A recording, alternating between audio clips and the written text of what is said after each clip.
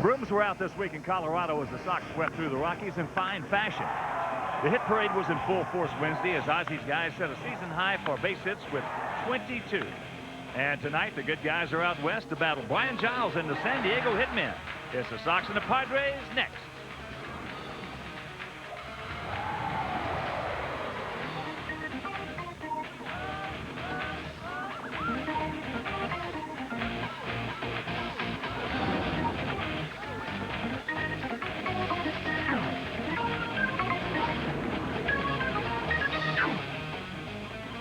We are coming to you from Petco Park in San Diego, where tonight Comcast SportsNet presents White Sox baseball. Paul Konerko, Aaron Rowan, Scott Pasednik and the Sox as they get set to butt heads with Brian Giles, Phil Nevin, Ryan Klesko, and the San Diego Padres. Hi, everybody, and welcome. With DJ Darrin Jackson, I'm Ken Harrell. Since we get set to bring you the first of the three-game set, as you know, the Sox coming out of Denver with that sweep over the Rockies. They won it in fine fashion, good pitching and good hitting. So the Sox come in at 40-19. That is the best record in Major League Baseball. They're 4.5 games in front of Minnesota. And trying to get this thing back on the right track here on the West Coast in Southern California, it seems like he hadn't been out there in 2 weeks. John Garland. Well, that's exactly right. It does seem like a long time. And John has had some troubles lately. I mean, he's just 1-2 in his last 3 starts. ERA over 6. That's not the guy we're looking to see if he can show up tonight. He did win his last outing, going 6+ innings, giving up 4 runs. We'll take a win any way he can get it if the offense is there for him tonight. If it's not, keep the opponent at bay, keep them down. It is Woody Williams going for the San Diego Padres tonight. Now, Woody has had some struggles lately. He's lost 2 in a row, but he's pitched better here at home than on the road. So let's see how this balances out tonight. All right, sit back, relax, and strap it down. Game 1 of this 3-game set, and White Sox baseball coming your way.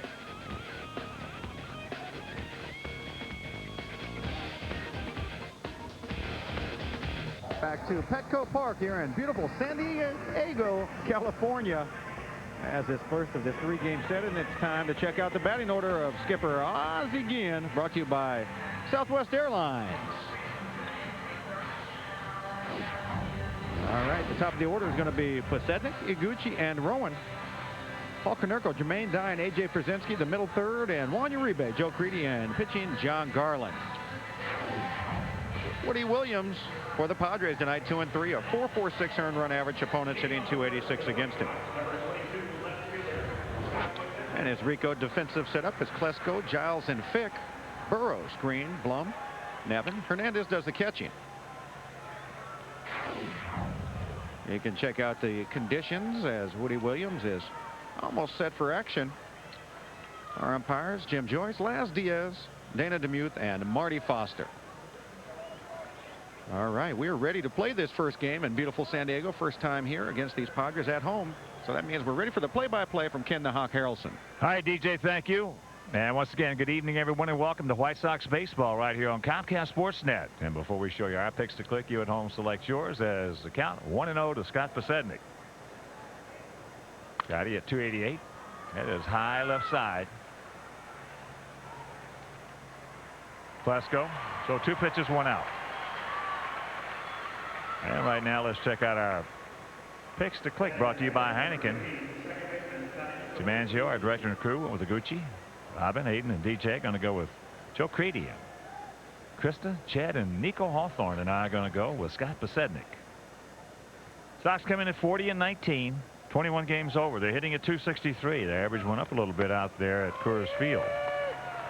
They had one game, first one, 15 hits, and the last one, 22 hits. So the 38-year-old veteran right-hander Woody Williams. He's 105 up, 87 down in his career.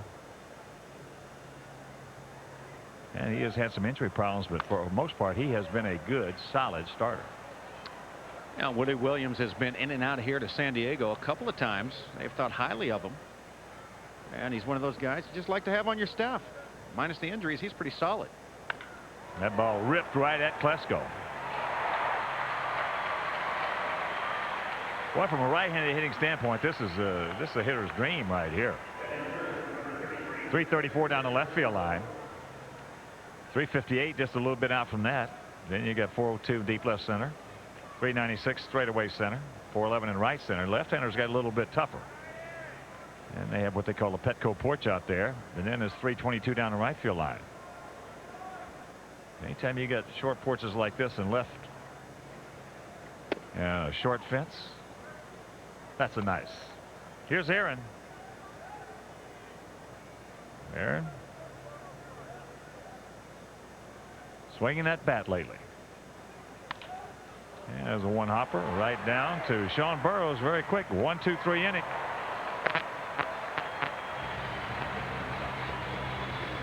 Bottom of the first inning here at beautiful Petco Park in San Diego, and it's time right now to check out the skipper Bruce Bochy's batting order tonight, brought to you by Southwest. It's Burroughs, Blum, and Klesko.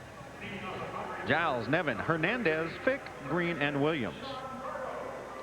John Garland toes the rubber tonight. He's 9-2, a .340 earned run average, and .258. Opponents have batted against him. And your Rico defensive setup is Posednik, Rowan, and Dye in the outfield. Creedy, Uribe, Iguchi, and Konerko. Pierzynski, he's behind the plate.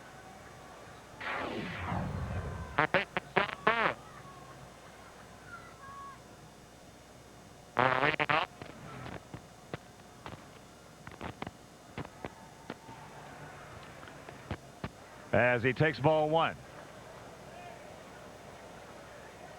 Padres coming at 35-25. They're 3.5 games in front. In the West, as there's a little soft two-hopper. Well, either something's wrong with Sean Burroughs, maybe he's hurt. Well, that was the laziest effort I've ever seen of a guy running to first base.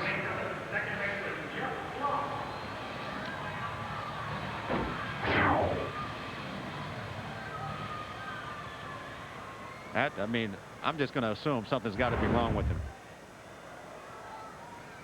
Here's the second baseman, Jeff Blum. Switch hitter. Takes first pitch strike. Off to a good start at 286 for homers. He's driven in 18. Had a tough year last season with the D-Rays, 215. As that's fouled back, and we'd like to welcome all of our viewers watching on Dunkerton Telephone Company in Dunkerton, Iowa. Dunkerton? Yes. Yes. They don't have any of my money in Dunkerton.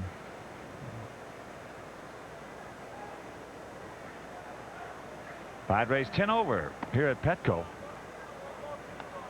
20-10, 15-15 on the road. This is their third interleague series. The first two series, they are 2-4. And that's popped up left side. And Creedy taking charge.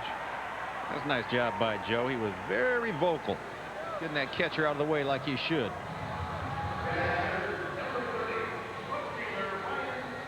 And we are interactive tonight, so if you want to log on, jump on, email Hawk and DJ at Comcast SportsNet.com. That's Hawk and DJ at Comcast SportsNet.com. That'll bring up the left fielder, Ryan Klesko. 269. 11 homers. He's driven in 29.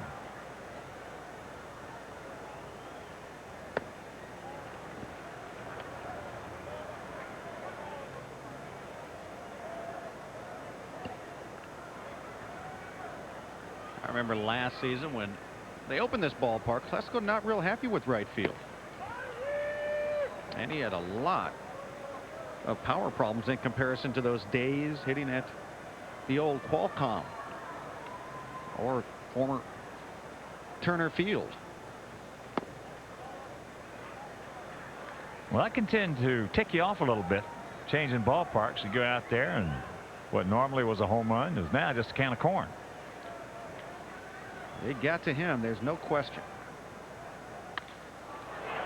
That's high in the center field. There's a can of corn. And very quick 1-2-3 inning for John Garland. After one, no score. Hernandez coming back. He's going to run out of room. Not a whole bunch of foul ground behind home plate here at Petco. Both pitchers, if you're just tuning in, with a 1-2-3 first. And a nice crowd on the end. Padres averaging 33,800. Very nice location here. Downtown San Diego, the old gas lamp district. Kind of revitalized because of this stadium. Off the fist. Khalil Green. Well, 1 out. And for all of our out-of-market White Sox fans, watch live White Sox games right at your own computer. Sign up for MLB.TV now, exclusively at WhiteSox.com. MLB.TV means live baseball.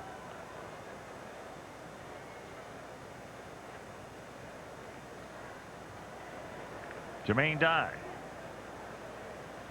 Only one of 2 hitters in this lineup that have faced Woody Williams. The other's Pasednik. Jermaine has faced him 3 times, and he's drawn a collar. Sox come in with a 21-11 road mark.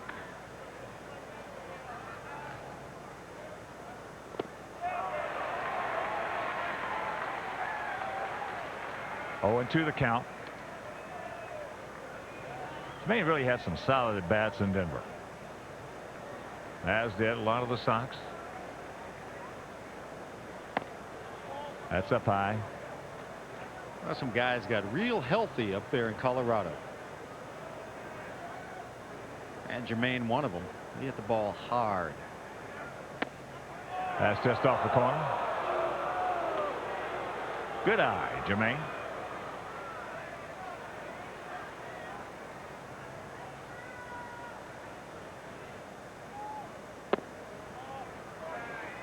And a full count.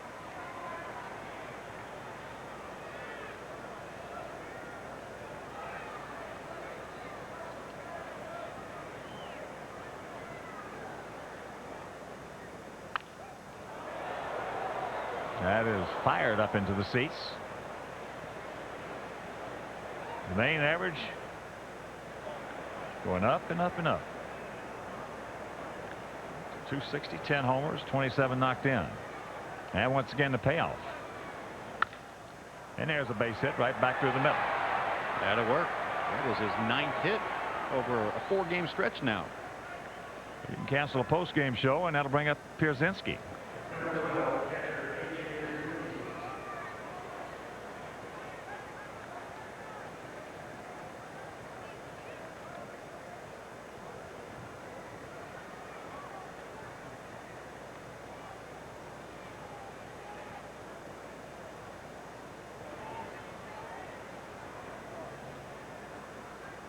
AJ, 278, 7 homers. He's knocked in 24. That's trouble. Safe fair. Hooking foul.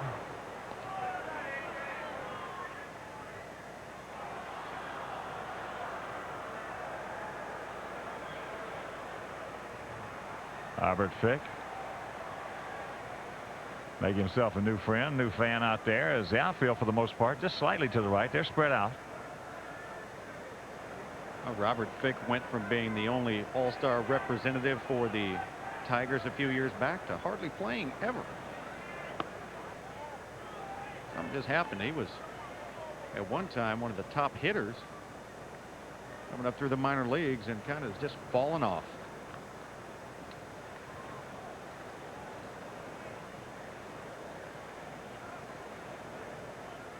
Short lead by Dye.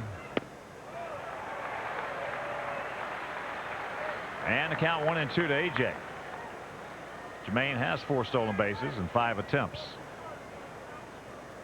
Woody Williams with that good sinker, changeup. We've seen the curveball pretty slow and effective. He'll cut it with fastball. And there's a line drive into right field. That's going to be a base hit. So the first 2 men aboard. But check that. Konerko grounded out to short, so 1 out, 2 on. Boy, Robert Fick playing extremely deep.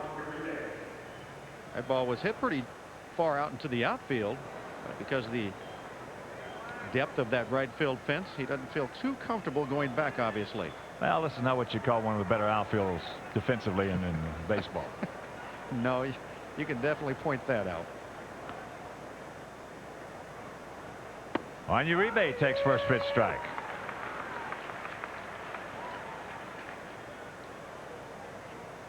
Juan's been swinging it better.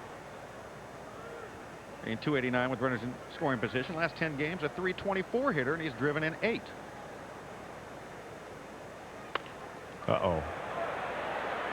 Slowly hit. 2 down.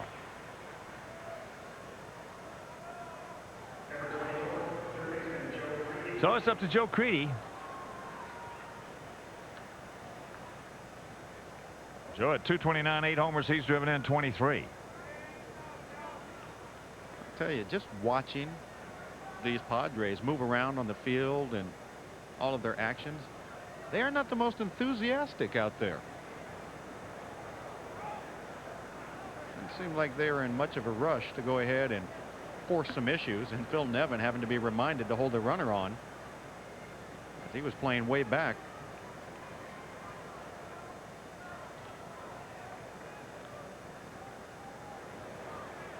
So the first pitch to Joe, that's taken for a strike.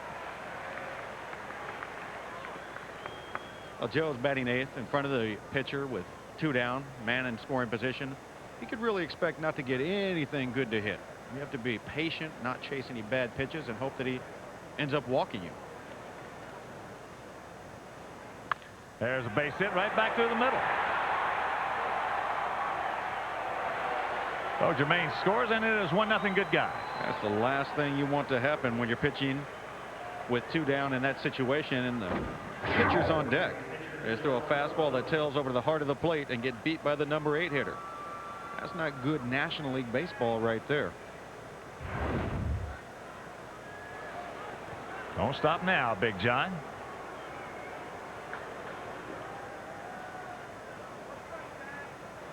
Okay, if he makes a mistake to Garland, he's liable to hang out a rope someplace. There it was, and he couldn't pull a trigger. You know, as highly as we think of John Garland as an athlete, you'd just think naturally he could walk up there and hit a line shot somewhere. He can take some good hacks. And the count 0-2.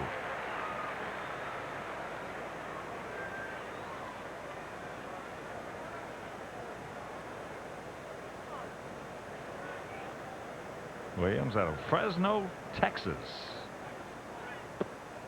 And good eye right there on that breaking ball.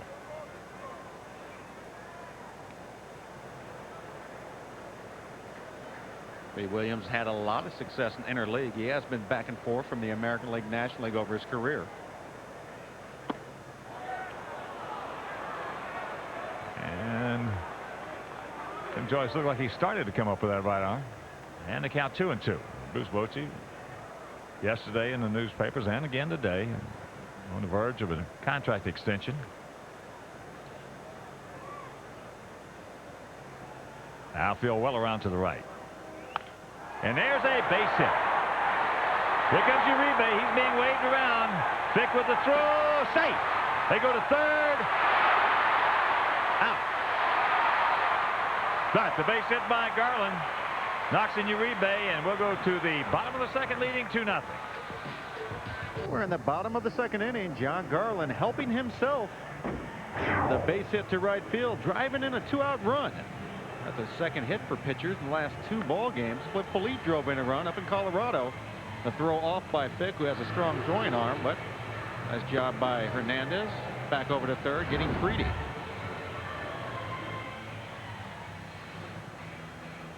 And once again, we are interactive, so if you want to email us, email Hawk and DJ.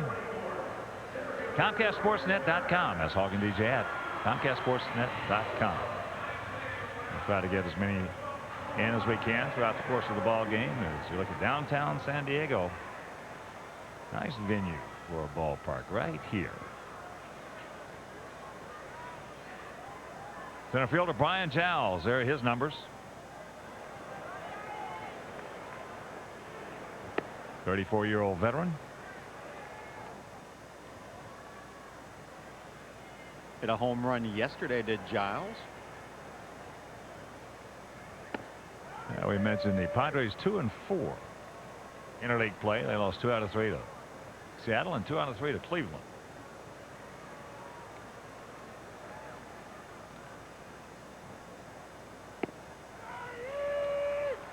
There's the count, and the count 1-2. Giles getting an opportunity to play a little center field right now with Dave Roberts. or a normal center fielder, down, bothered by a shoulder injury. That's up high.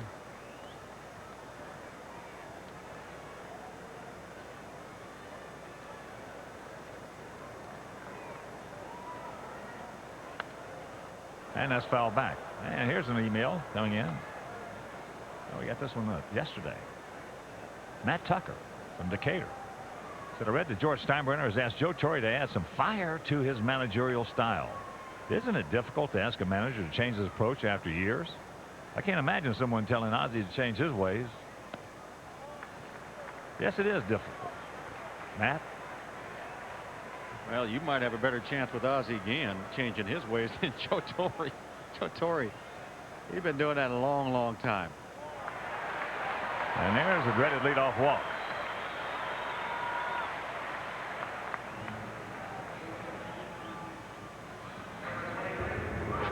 And right now, let's take a look at the Geico quote from Don Cooper on his pitching staff. When you have good pitchers, you're smart. When you don't, you're dumb. That's just how it goes, and we've got a good bunch of pitchers here. It's been a pleasure watching these guys go out and pitch. Yeah. Isn't that right? Just like when your guys are hitting, you're a great hitting coach. When they're not, you're fired. The nature of the beast. As there's ball one for Phil Nevin. Having another guy, along with Plesko, that were really vocal about this ballpark last year. Well, that's because this big man generally likes to drive the ball into right center field. For a right-hander, that's not a good choice now.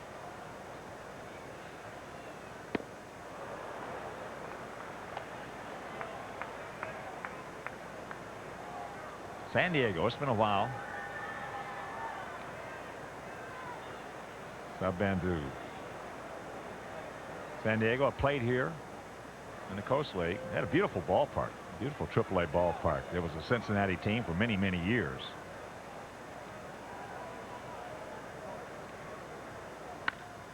That's lined right at Scotty. Hang with him. Well, this heavy Southern California air at nighttime, when it starts getting dark here, the balls are not going to carry as well. Just like Dodger Stadium. Anaheim, for some reason, seems to have picked it up a bit. I don't know if it's some little breeze they've got working there or not, but still, generally, the heavy air down here kills the ball. And here's the catcher, Ramon Hernandez. He's a .284, 6 homers, 31 driven in.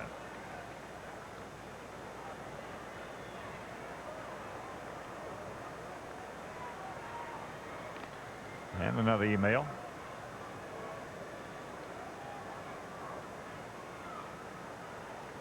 Paulie H. says, what does Scott Pasednik look at when he's trying to steal a base? He looks at second. That's where he's going. I'm going to see the back. You know, he does not pick up the ball, and we've seen that several times. He's almost come close to getting doubled up at first base when he's off and running. Some guys, you know, some guys just don't like to pick up the ball. Others say it slows them down. Other guys say, hey, it doesn't bother me one bit. As this should be.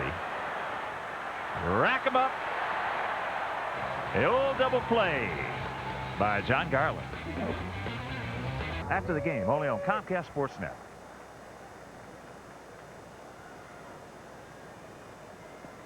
1-1 the count to Scotty. He popped up to his counterpart, Ryan Klesko.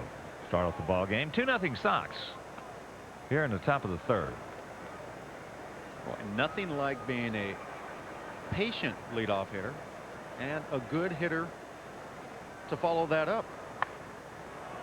Got it by him, but is he going to? Yeah, he's going to beat it out. Just slap it by him. That was very interesting, very creative, as it appeared to be exactly what Pasednik was trying to do. Just punch it towards the middle of the field. Watch this. That is a beautiful play. It's original. You don't see it. The pitcher can't get to it. And that speed. I mean, the second baseman, when he saw him square, was thinking that it might be pulled towards first base. He's leaning the wrong way. So Posednik, 31 stolen bases. And here's Tadahito. He lined hard to left field. Takes ball one. Getting back to that email from Paulie H. about Scott. Yeah, he does not pick up the ball when he takes off. He looks right at second base. Well, if you're also can't tell if you're asking about what does he look at the pitcher. He adjusts from each guy. There's different little moves. He tries to see if some guy's shoulder moves first or a guy's front leg, back leg, hip, anything. Some guys, they move in concert, everything at the same time. You just got to be able to get the read. A lot of guys just taking the whole thing. You know, it's sort of like driving down the highway and a bug hits the windshield right in your line of sight. Well, what happens then is you get a little upset and you look at it. You're looking at the bug where it hit your windshield. But 4 or 5 miles later, you don't even notice it because you're looking through it. And that's what a lot of guys, they get on first base, they'll look through the pitcher so they can see everything he's doing. The bug on the windshield, huh? The old bug on the windshield philosophy, you know. Oh, I love it. You don't look at it, you look through it. 2-1 to count. Now it's funny because that question, I've talked to Scotty about it, and he does. He just adjusts to each guy because nobody is exactly the same on their moves to first or deliveries to the plate.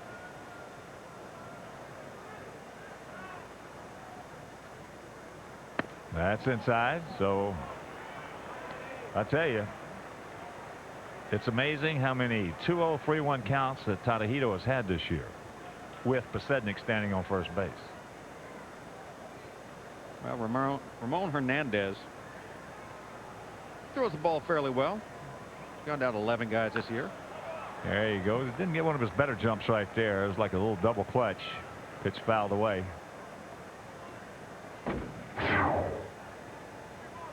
That seemed more like a 3-1. I'm just going to run, and you're going to hit it if it's a strike. It did not look like a great pitch to hit for Iguchi.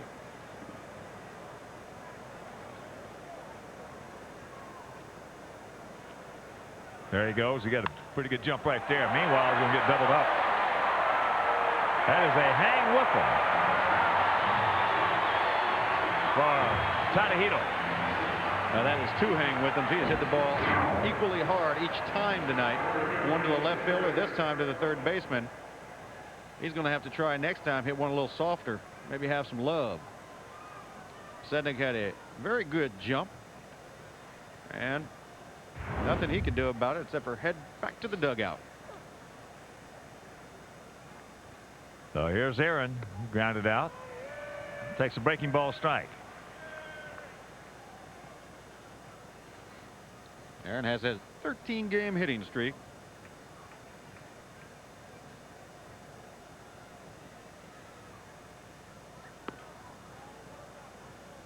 Looks like Woody Williams got a plan to try and stay in tight as Aaron Rowan. He must have the feel that he likes to go to right field, where actually he hits the ball everywhere. Right field, center field, left field. And Burrow's going to get him again. After 2.5, it is 2-0 Sox.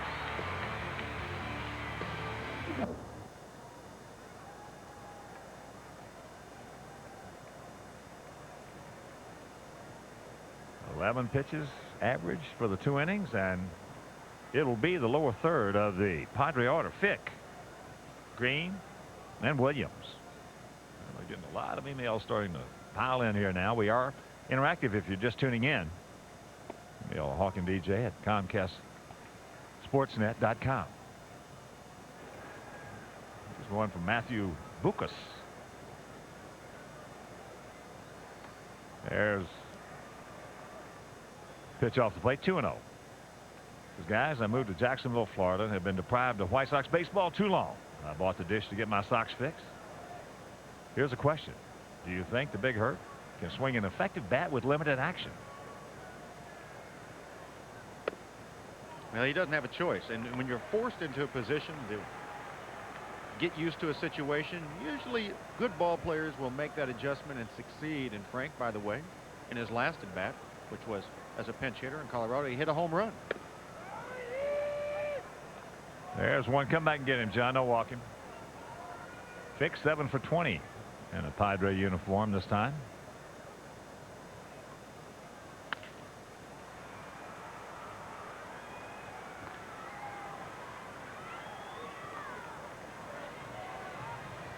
The 2005 Chicago White Sox are presented by U.S. Cellular.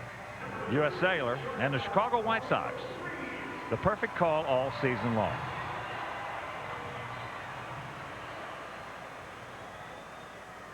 Khalil Green.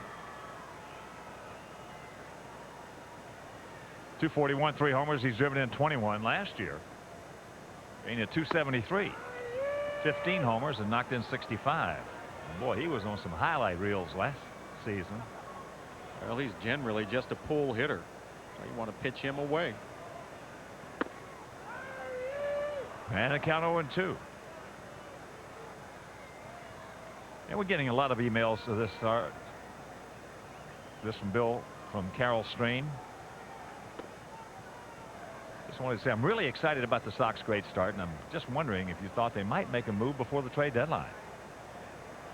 Well, actually, there was just an article about that issue. Kenny Williams said he is in no rush to make a move. So we'll just have to take him at his word and go with it. You saw the hits by direction. 21 hits to left and just 11 the other directions for Green as that's fouled off.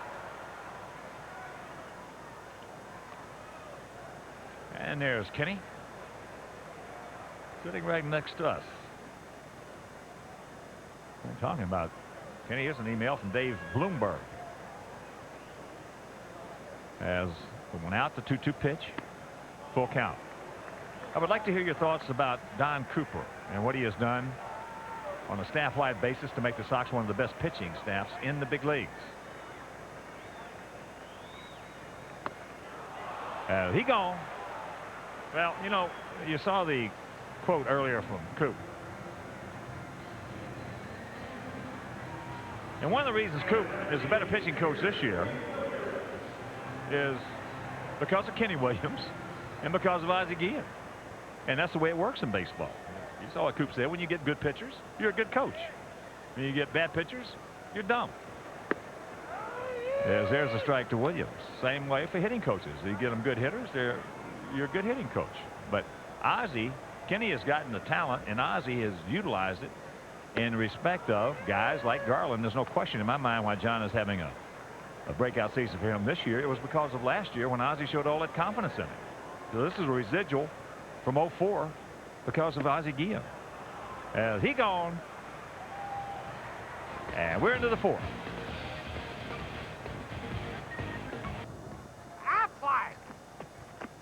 And let's check out our Aflac question. Besides Ozzie Guillen, who else did the Sox acquire from San Diego in the Lamar Hoyt trade in 1984?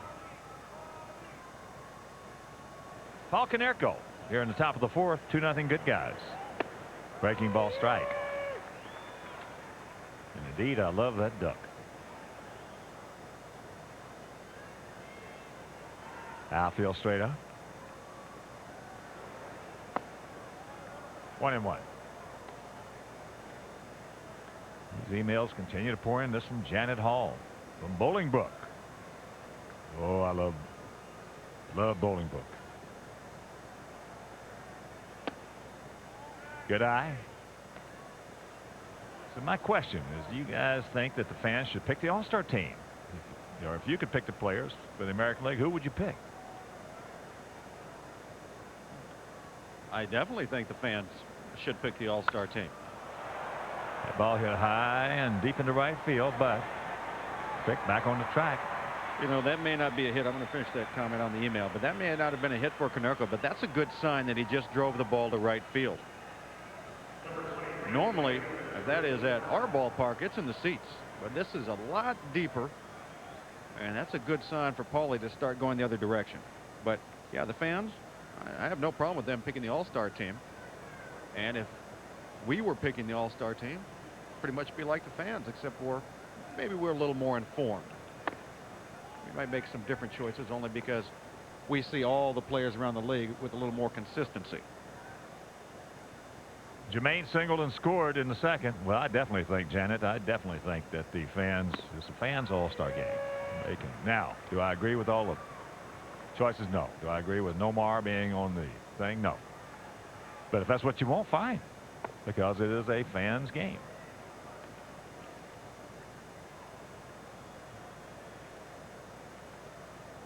Jermaine's hit 11 of his last 12 ball games.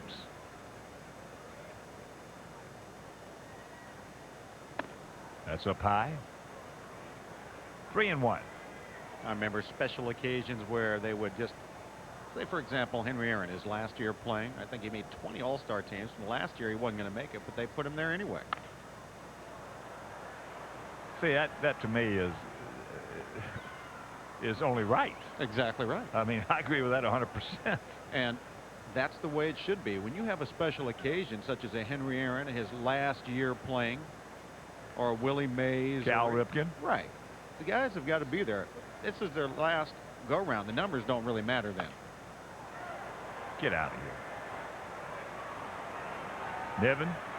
No. 2 down.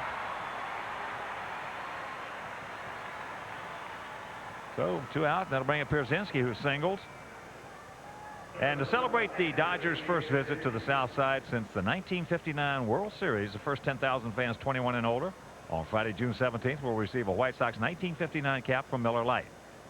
For game tickets, call 866-SOX-GAME or visit whitesox.com.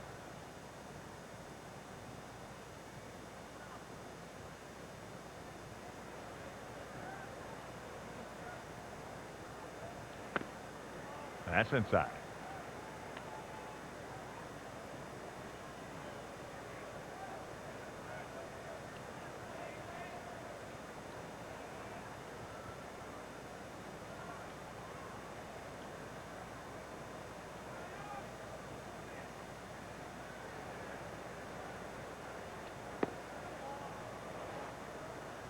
And the count 2-0.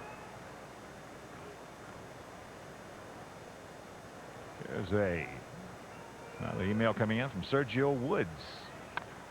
Yes. That's into left field. Sergio will get to that next inning. 1-2-3 for Williams. And after 3.5, it is still 2-0. And it is time to look at the answer to our Aflac trivia question. Besides us again, who else did the Sox acquire in the trade with San Diego? Lamar Hoyt in '84. Who else? Tim Lawler, Bill Long, and Luis Salazar. I was once traded for Luis Salazar myself. Luis Salazar, great guy. Yes. Absolute fantastic. Not that Bill Long and Tim Lawler weren't. They were too. Hey, it's like that's like, hey, you look good today, man. It was just yesterday and the week before that you didn't look so good. Top of the order, Sean Burroughs takes first pitch strike.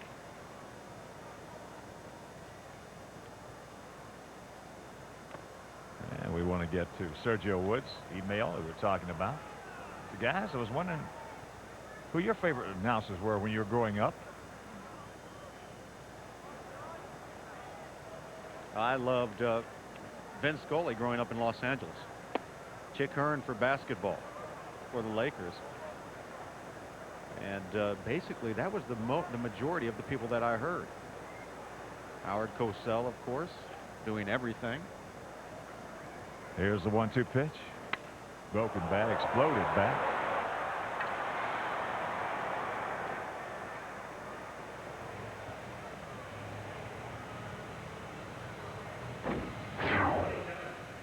John Burroughs, third baseman for these Padres, getting exploded right there. And Burroughs, even though he plays third base, has no power. This year he has 1 home run, 2 doubles, and 1 triple. That's fouled back by Jeff Bloom. He fouled out to Creedy his first trip. Well, Sergio Woods, my favorite, all-time favorite radio announcer is Ernie Harwell. And my all-time favorite announcer, period, God rest his soul, is Don Drysdale. There's a chopper. And here's something that's been popping up recently in the news from Nick Vrabel from Munster, Indiana. So recently I've been hearing about Ron Kittle's new book and how he states how Barry Bonds disrespected him by not giving him his autograph for charity purposes. Just wondering how you felt about the situation, if you feel Barry Bonds was wrong by not giving him his autograph. Hit by a pitch. Got Nevin in the foot. Excuse me, Blum in the foot. So 1 out.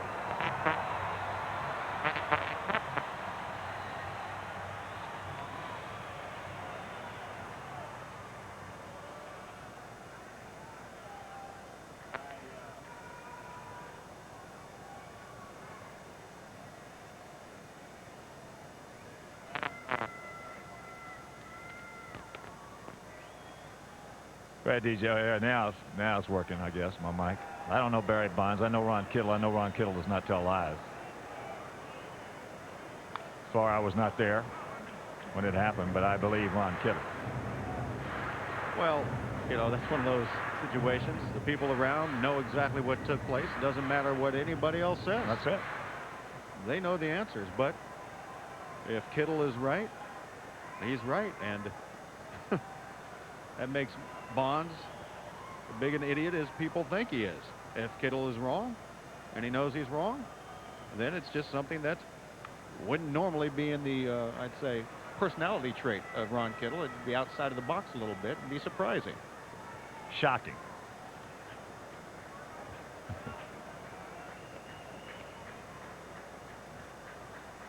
But in that situation, I mean, I've seen some of the quotes and responses from Barry Bonds on that issue. And even though he denies saying it and that it would go against his family to do so, it wouldn't surprise me if he did. At all. 1-2 the count. Well, as I said, I don't know him. You've been on the same field in the same uniform with him. Well, I heard him say things that I couldn't believe he was crazy enough to say. I stood there saying, I've never heard a player say something like that to disrespect somebody of authority and power around him, and as if it didn't matter.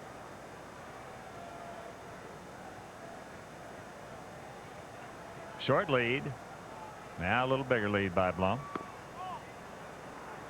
And the count 2-2.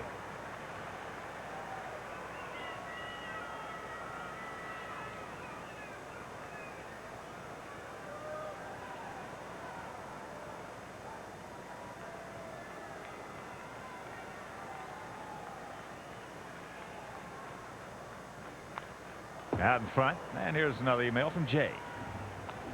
Says, I'm a lifetime Sox fan who disliked the DH pretty much since its inception. I attended a White Sox fantasy camp in '91, and while there, I had a long conversation with Jim Fregosi about it. He made a very interesting comment to me, which was that everyone who claims it's more difficult to manage in the National League because of the double switches is wrong. I will tell you, continue after the pitch. Full count. He said he believes that managing in the American League is much more difficult because you almost never change your pitcher till it's too late, whereas in the National League you usually pinch hit for your pitcher before he gets into trouble. This is a fascinating new twist for me. Have you ever heard that line of thinking? Yes, Jay. Wow.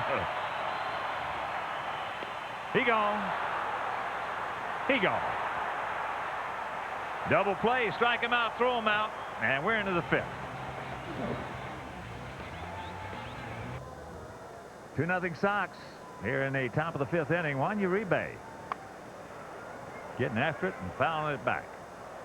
Getting back to Jay's email here, I've heard a lot of guys who have managed in both leagues say the same thing, especially because of the DH. As there's a little flipper right side. Watch out. Why? As Blum was Alphonse Gaston all of a sudden recovered. Well, Nevin immediately looking for help there, and Blum was looking for him to make the play. So here's Creedy Joe with a big RBI single. That was with 2 out.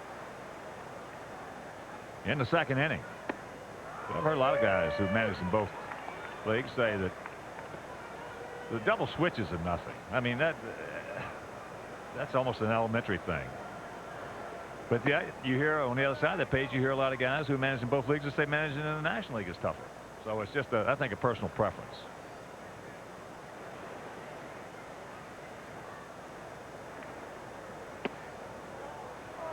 Well, for me, it's either way. If you're a manager in the American League, you have a lot of decisions to make within the game, and the same thing in the National League. I mean, it's just two different styles of play, same amount of decision making. That ball hit into center field hard. Well, Joe's hit it right on the money both times. Let's take a quick look at our U.S. Cellular text message poll. Which White Sox pitcher is most likely to hit a home run during interleague play? Send player's last name to 94769. 94769. John had an RBI single. Mark Burley is going to the bump tomorrow night, and you can believe after this game that that's all Mark's going to hear about. Little fun between the pitching staff. Hey, Cliff Polite. I mean, Mr. Baseball is what I'm going to call him now. He got himself an RBI single.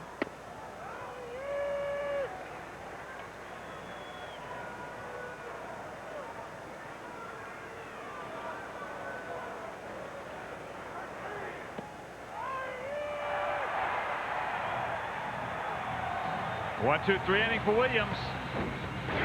Halfway home, leading 2-0. All right, William, thank you very much. That's a 2-0. Good guy lead here. Giles, Nevin, and Hernandez to face John Garland.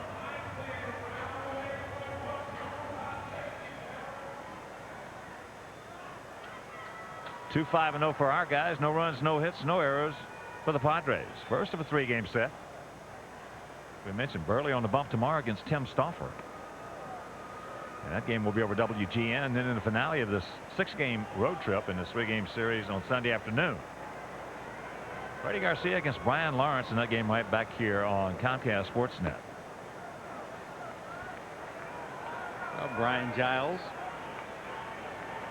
2-0 count, walked that first time up. He came into this game with 46 walks on the year, which was tied for the league lead.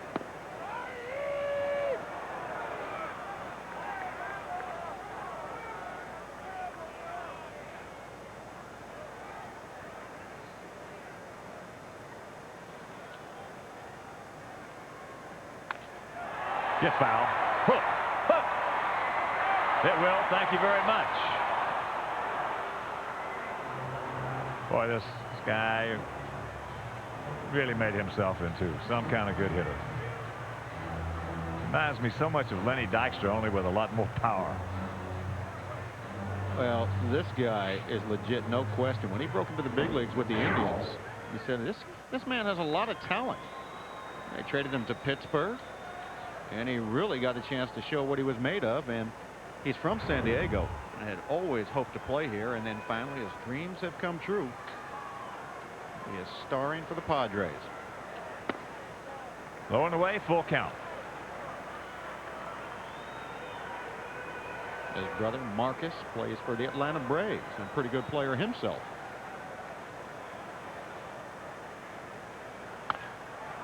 Out in front off the end of the bat, Iguchi.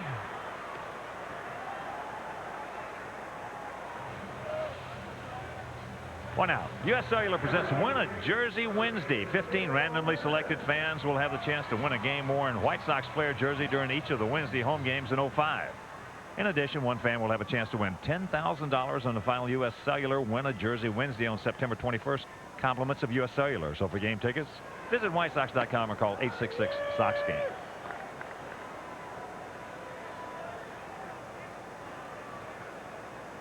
Guy in the red hat right there on the left. Old curveball pitcher. Little wax in his mustache and ready to go. 1-1 the count. Nevin 0 for 1. He just hung out a rope to left field. right at Scott Pasednik. I want to sound a big White Sox happy birthday to Grandma Joan, celebrating number 74 today, 74 years young. Thanks from her kids Sandy and Steve. Happy birthday, Grandma Joan.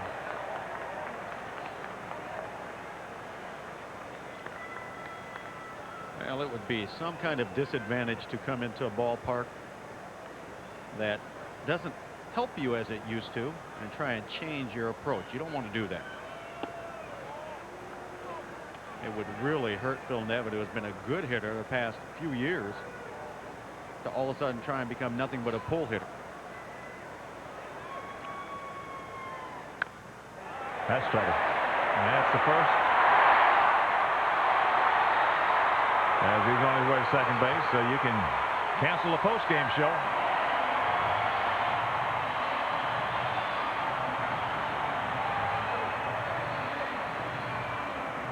Well, Phil Nevin uses the whole field. That's his 16th hit this year to right field. He has 15 hits to center, 24 to left, so he's pretty well balanced.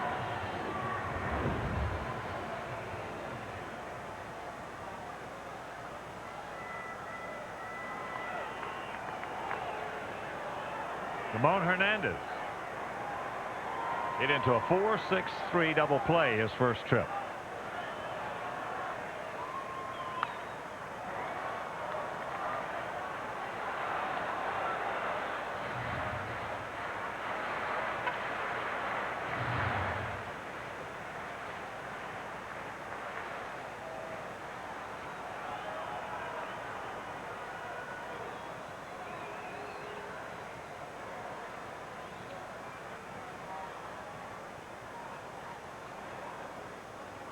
And these emails just keep pouring in. We are interactive. You can email Hawk and DJ at ComcastSportsNet.com. And we're going to save a lot of them, even if we can't get them on during this telecast. That's inside. Here's one from Michael Ruane. Just wanted to say that I went to San Diego in March and have to say it's such a beautiful area. My girlfriend and I stayed at beautiful La Jolla, visited most of the attractions, USS Midway, SeaWorld, etc. I was wondering if you two were able to enjoy the area on a day off yesterday, or did you have work to do? Because that's shot foul.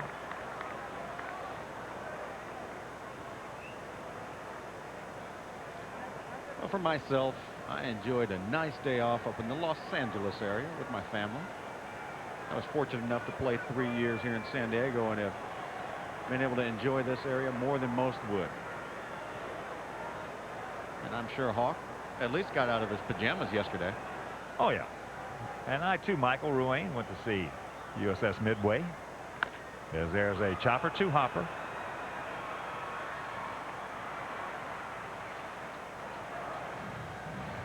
And walked around the marina. Beautiful place. Beautiful.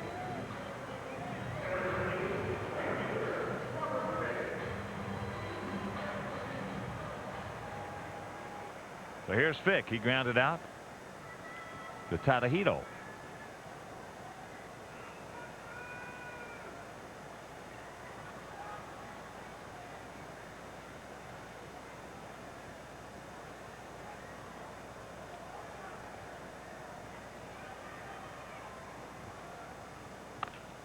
And that's popped up into short left center. Scotty is there, and that'll retire the side. But the Padres get on the board, not with a run, but with their first base hit.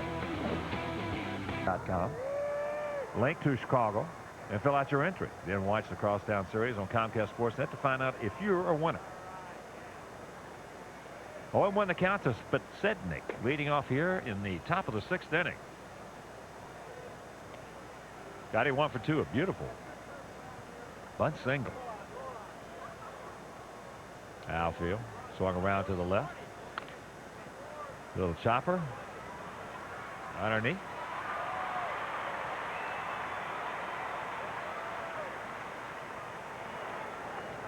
Sox fans, the new 54-game grinder plan includes all White Sox home games from June 13th through the end of the regular season, and the first 300 people to purchase a seat are guaranteed the option to purchase postseason tickets. Now, the grinder plan starts as low as $906.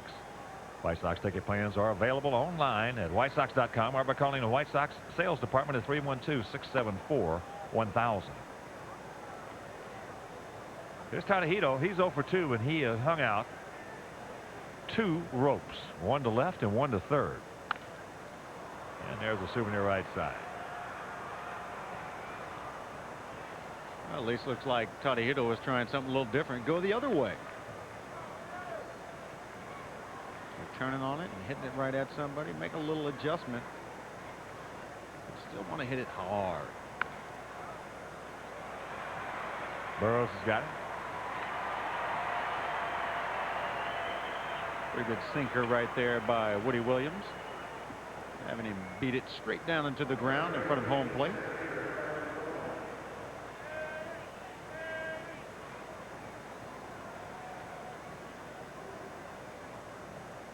So here's Aaron.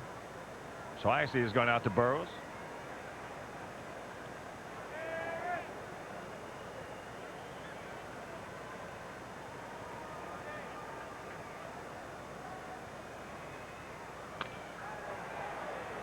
And that's in the short center field. That's in the short center field, but not short enough as Giles. That's all. That is 11 in a row retired by Williams. And folks, let's have a flashback to June 15th, 03. John Garland against these Padres. He took the loss while allowing just 1 run over 8 innings. A 1-0 ball game. Mark Loretta drove in not only run of the ball game, and Loretta fortunately not in there for these Padres, out with a thumb injury. He is their steady Eddie, and we sure as heck have been fortunate this year to miss some of the prime players for some opponents. First pitch strike to the shortstop, Khalil Green. He struck out his first trip. 2-0. Good guys on top here in the bottom of the 6th inning. And we got Gary and Joyce Westwater. Longtime White Sox fans would like to say hi to their sons, Scott, Bob, and Tom, back in Chicago.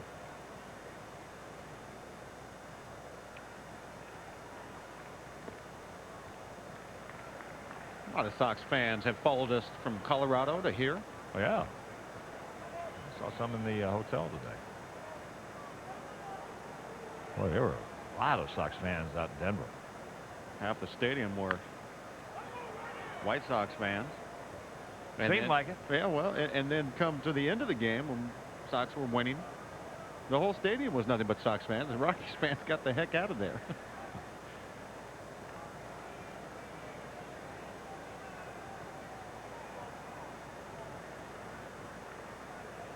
Oh, the outfield straight up.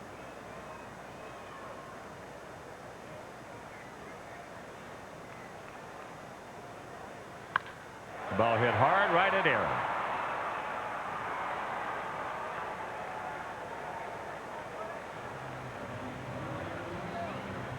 Oh, 1 out. On Monday, July 4th, enjoy signature postgame fireworks presented by Exelon after the Sox face the D-Rays at 6:05. So for game tickets, visit whitesox.com or call 866-SOX-GAME. Woody struck out his first trip. Flips that one into short right field. Jermaine. That's fair.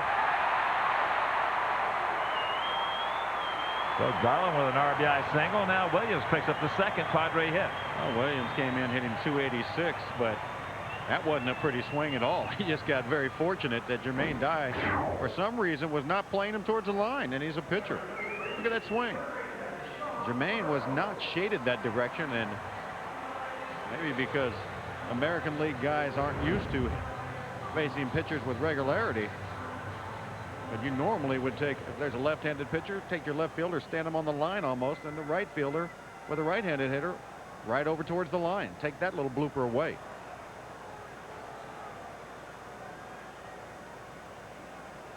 Burroughs is grounded to third.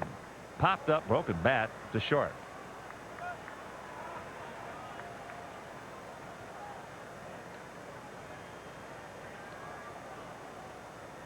And so far, watching Burroughs in this ball game, there's been a couple of times where it looks like he's got something bothering him where he can't move too well.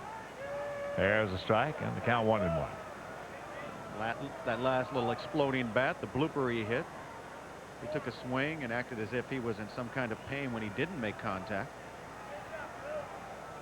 And then in his first at bat, barely was running half speed down to first on a grounder to third base. Good pitch in on the fist. Right there, Burrows. After the swing, taking a long walk out of the batter's box.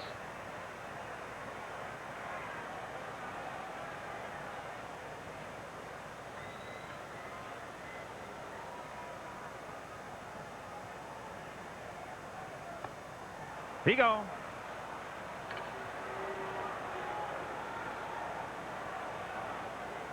Got him upstairs with some gas.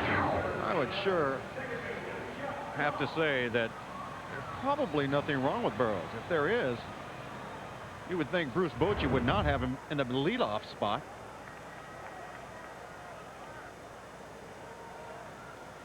So here's Jeff Blum. He was fouled out to Grady and was hit in the foot by a pitch. Takes that upstairs. And here's an email from Amy Fox. Husband Matt and I try to watch every Sox game, been lifelong Sox fans. He's a high school coach and only breaks out 2 new game balls for every game. I constantly see the umpires, players, and ball boys discard game balls after a slight scuff on TV. How many game balls do you think they go through in an average game? Thanks. Go Sox. And I'm gone. What is it? I can't remember. Is it 4 dozen or 6 dozen? 6. 6 dozen. That they have on hand that ready. Right, for a game. Yeah, just in case. You know, it amazes me. Yes, that's foul back. Yeah, it could be just my perception because I don't have obviously the actual numbers, but it seems to me like there's just a lot more foul balls now than there were even 5 years ago or 10 years ago. I think, you know what I think part of it's from? To answer Amy's question. These guys are so good now at fouling off tough pitches. They just stand up there and they can fight them off. That's more of a weapon today than it's ever been. Well, we just addressed that a little while ago, and the main reason to me is because hitters are so much more comfortable up there. They never worry about being flipped in the dirt, leaning across the plate on a tough pitcher's pitch. They reach out there and foul them off.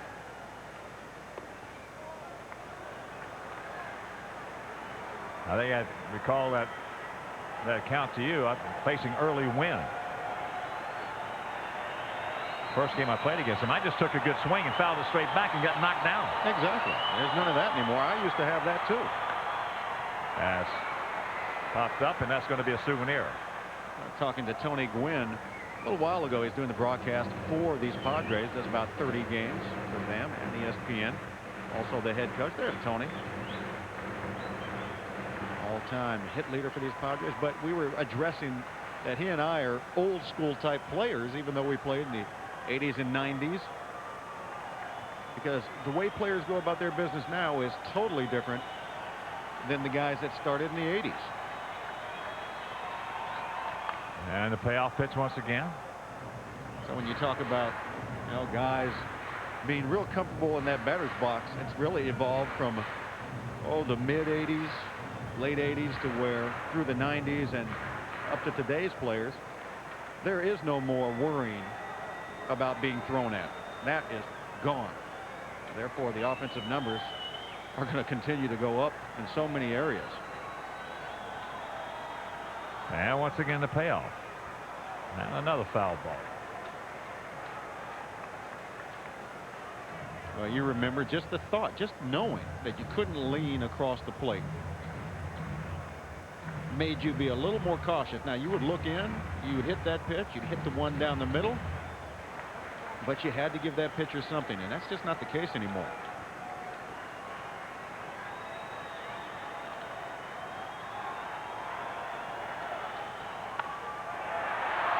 Not hit that hard.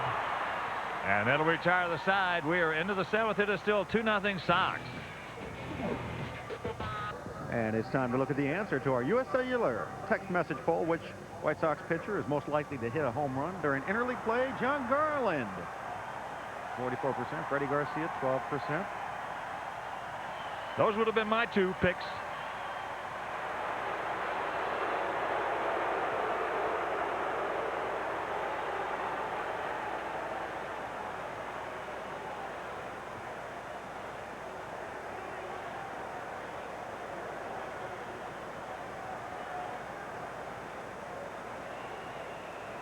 First pitch to Paul Konerko. Takes it for a strike. Paulie has grounded to short, and he has gone out deep to right field.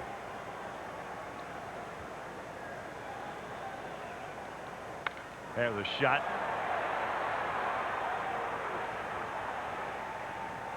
Told you last time Paulie was up, it was a good at bat for him. That deep drive to right field, solid contact for him on a fastball, and now Williams hangs him a breaking ball, and he's all over it. He's lucky that one stayed in the park.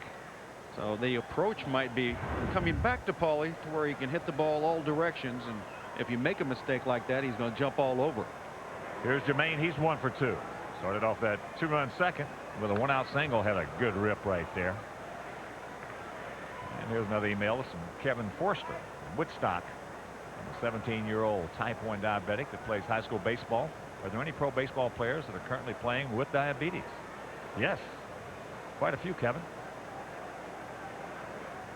When I say quite a few, I'm counting the minor leagues as well. Jason Johnson for the Tigers. That's big right-hander. Catfish Hunter, one of my former teammates, was a diabetic. And of course, Ron Santo, diabetic. There's been a lot of guys, so just take care of yourself, Kevin.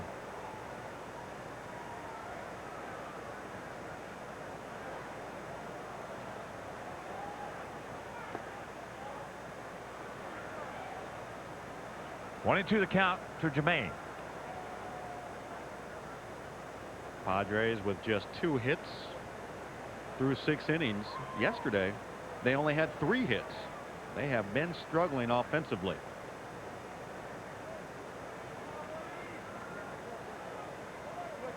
Sox, on the other hand, are starting to come around, swinging the bats.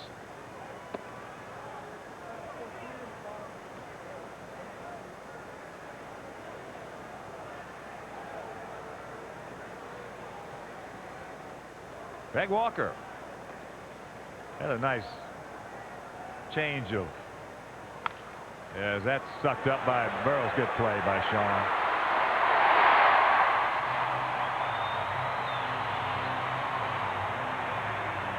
Second double play turned by the Padres. Well, Jermaine hit this ball hard, and it's to the backhand side, so it's a nice little grab and flip by Burrows. Easy double play.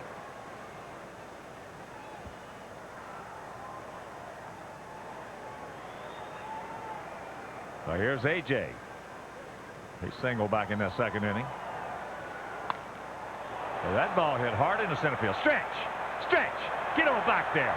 He will. You can put it on the board. Yes.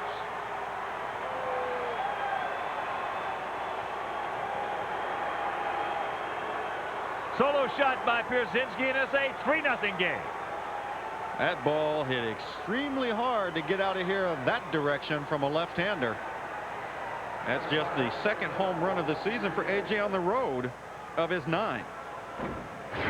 This is hit a ton. The Hyundai home run replay leans back and bye-bye. Uribe pops it up. But the home run by Pierzynski, 7th inning stretch, is 3-0 White Sox. Folks, that was a blast. If you didn't see, you're just tuning in. AJ Pierzynski, center field, left side of it. Ryan Giles goes back and tries to make a play, but he's there just a hair too late. Number 8 for AJ. And check out the Nissan mid-game summary as the Sox lead at 3-0 behind the great pitching of John Garland. Just 2 hits allowed. Ryan Klesko fakes the bunt, takes it upstairs. Klesko has gone out to center, and he has struck out. And of course, with that home run by Pierzynski, the Alex and Elias family will donate $100 to White Sox charities for every Sox homer hit throughout the course of the season. That's in the left field. Can of corn. And that home run by Pierzynski, number 68. So $6,800 donated by Alex Snellius in loving memory of Ursula.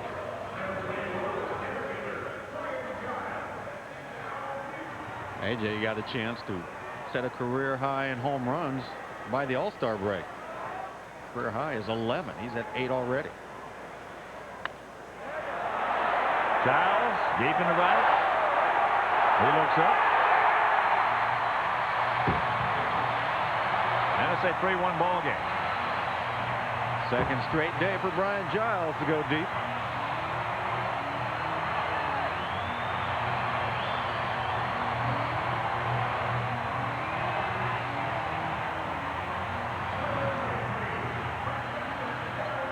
In this ball game so far, it really appears that John Garland was trying to be careful with Brian Giles more than anybody else. And maybe with the extra run from Pierzynski, he decided, I'm going to not be as cautious, and it cost him. Phil Nevin 1 for 2, picked up the first hit for the Padres. That double down in the right field corner in the 5th inning.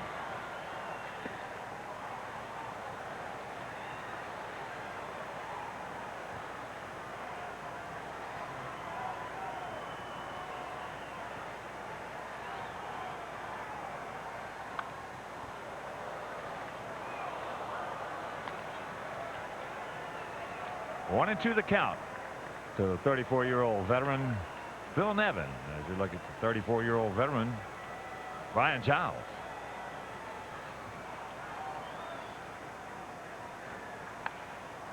The only place that ball could go was where it's going to land.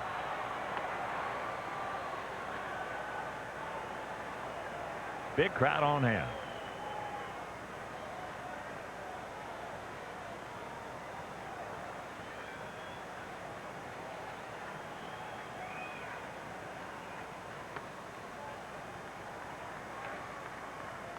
Two and 2 the count. Nevin last year 26 homers, 105 driven in for San Diego. There's a base hit.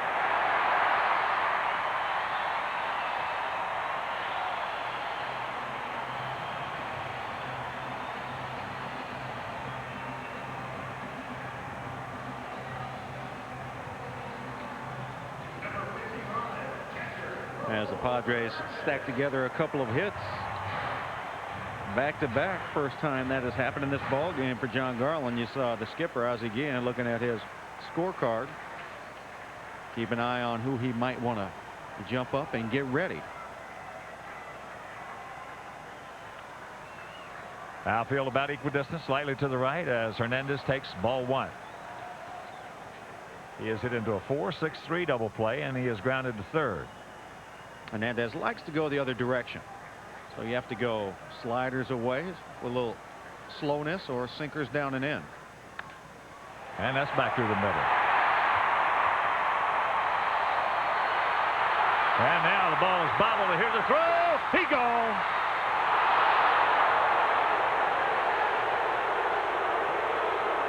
Well, Phil Nevin getting up and arguing.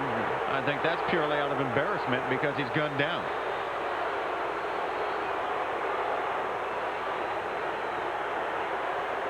Nice quick recovery by Aaron Rowan. A little crisscross checker pattern out there in the grass causes a snake to the outfielders. It just dances left and right. Makes it tough for him to field when it's rolling, as that's past the foot of Garland. And then watch right here. Aaron comes up empty because it has a little movement, but quick recovery and an accurate throw. Creedy gonna get it. Tag him, and I don't know what the argument is. Here's Bochy trying to back his player up. Again, that's just got to be more embarrassment for Phil Nevin just because he was thrown out. That's exactly what it was.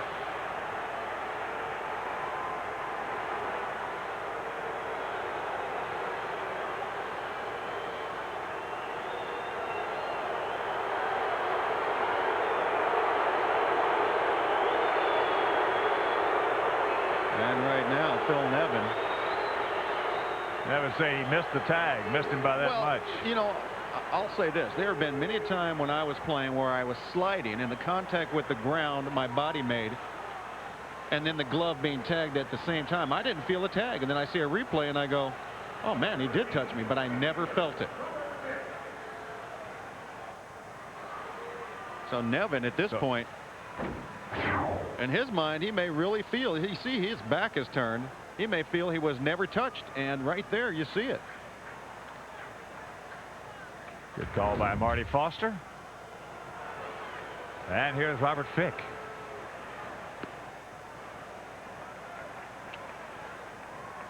Now, obviously, we saw Nevin with his exaggeration of missed by about 2 feet. But you got to do something when your manager just got tossed out for you. Make it look like it was so blatantly obvious. The problem is, players know there's TV. And everybody can see what happened. The difference is these guys are on TV every day. I mean, every day. You go back 30, 40 years ago when there was only 1 game a week on TV. You should see some funny-looking things on TV days. Oh.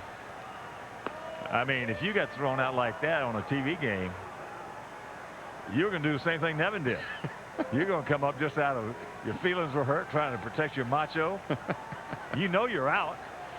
Oh, that's like arguing the one right down the middle. What? Thinking nobody knew where it was. They can't tell. They're watching from the side. That wasn't down the middle. John, 101 pitches now here at 6 2/3.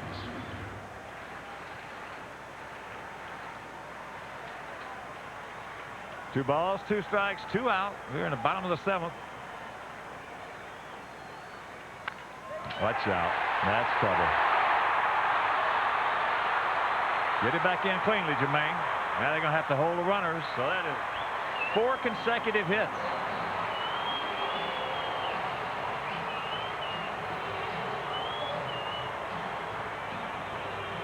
And at this point, we're just very fortunate to have 2 outs. That ball smoked by Robert Fick. John Garland.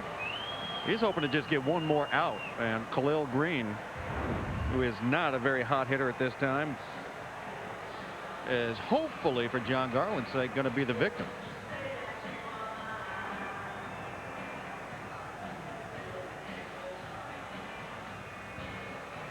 Neil Kotz.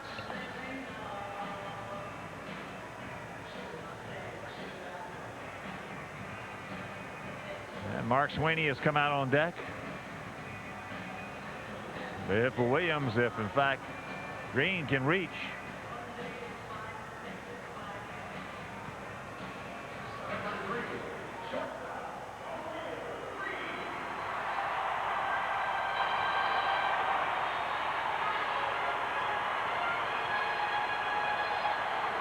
Well, this is a situation where John has worked too long and hard in this ball game to make a mistake and have this ball game evened up. So make yourself some quality pitches, get this out, and let that bullpen come out and do their job for you. Green 0 for 2, a strikeout and a line out to center field. Now this is when a pitcher has just got to get back into that same kind of focus and the intensity mode that he was. And you brought up a point earlier in this inning. Maybe when AJ hit that home run, that sort of took a little edge off of John, which happens to a lot of guys, and this is what they call experience. And that's where you can't. You got to still treat this game like it's a 0-0 ball game, and he has been doing that up until this inning.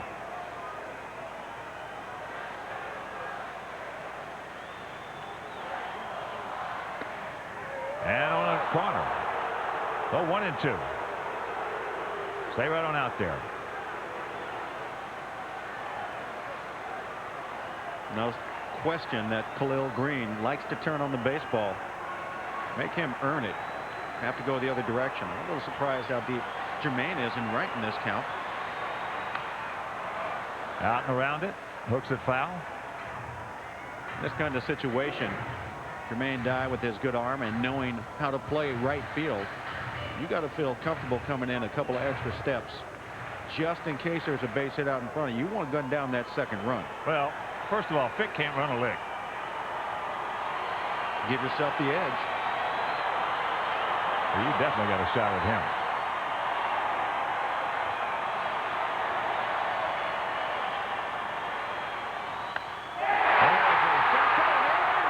Yes! What a play by Aaron Rowan to save 2 runs. And after 7, it's 3-1. Good guys. Look at this mercy. We're here in the top of the 8th inning with a 2-run lead. A great play by Aaron Rowan, picking his pitcher up, saving 2 runs on that smash off of the bat of Khalil Green. So Joe Creedy going to start things off here. He is 1 for 2. An RBI single back in the 2nd inning, and a line shot to center field. His last at bat. There he is, the man of the hour. That is what it's all about. Go out, put some runs up on the board, and then play some defense. The Sox have been doing that all year long. That ball smashed by Creedy, but it's just a strike. And taking a look back at the inning-ending diving grab by Aaron Rowan in the roll. Got to protect that baseball once it hits that mid, and he did a nice job not allowing it out. An 0-2 count to Joe. He reaches out, puts a little swing on it. Foul ball. John Garland, he's a happy camper that his man was out there backing him up. Mark Burley going tomorrow. Garland looking to pick up his 10th win and lead the American League in that category. Roy Halladay also has 9 wins.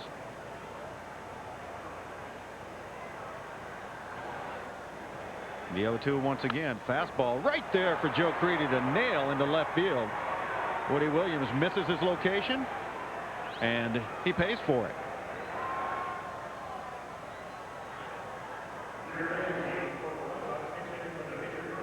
Fans that bring a proof of purchase of any Bullfrog sunscreen or Gold Bond products at Jewel Osco will receive 2 lower reserve, upper reserve, or upper box tickets at half price on June 22nd, July 6th, and 20th, August 4th, and 17th.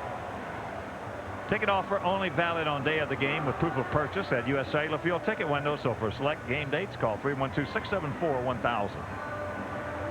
Tony Muser comes out, and that's it for Woody Williams. Rudy Cianez comes in. We'll be back. Beautiful ballpark, Petco Park here in San Diego, California. The forward call to the pen, Rudy Cianez. 27th game, he's 3-0. 2.73 earned run average. Opponents have hit .235 against Rudy. 41 strikeouts and 26 1/3. That's normal for him. He has always been a guy that can punch you out. And John Garland once again does a great job out there, looking to pick up his 10th win as Timo Perez strolls to home plate to hit into John's place. John was 1 for 2 and an RBI single back in the 2nd inning.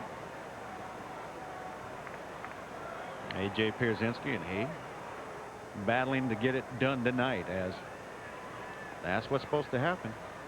Even if you're not on your best sailing through a ball game, you and your catcher getting a good click, get your outs.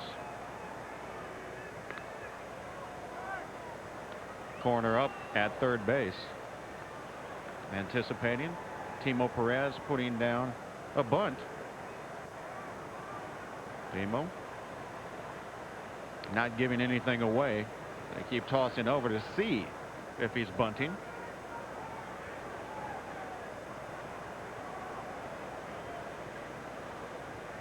Outfield shades towards left field as Giles wide open in right center.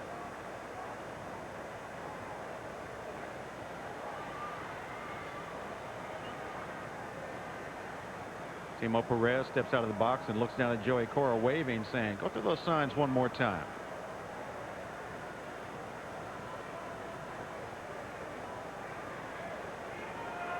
Greedy, he's off, and Timo swinging the hit and run. He had that base stolen. There was no way in the world that Hernandez had any kind of an opportunity. Joe Creedy recently did pick up his first stolen base of the season.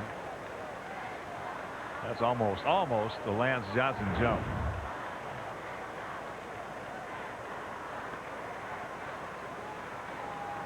And so once again keeping an eye on Joe.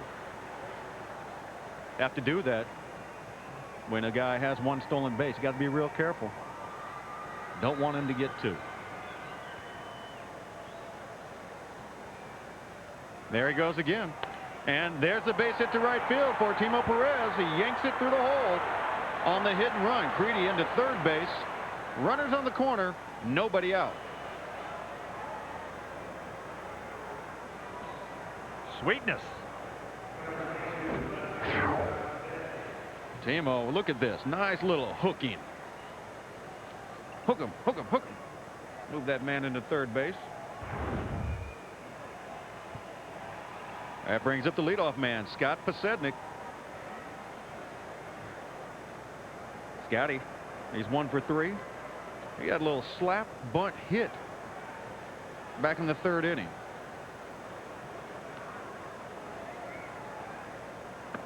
And he's ready to go on the first pitch and goes through it. Timo Perez, that is his first hit on the season as a pinch hitter. Now 1 for 12 on the year. Sox have really struggled in that category. Matter of fact, they came in worst in the American League, hitting below 100 on a whole. Get him in, Scotty. Takes down and away. 1-1. Pasednik. 6 out of 7 times this year. 86%. He's been successful bringing that man in from third base.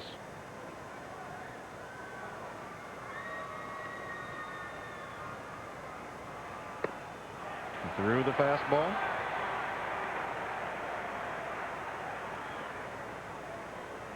One and two. Pasednik go to his contact mode now. Hopefully. Klesko shading over and in and left. Giles shades over towards left. Fick, regular depth. That ball gets away from Hernandez. Creedy on the move. The slide. He's in there. Timo Perez into second base.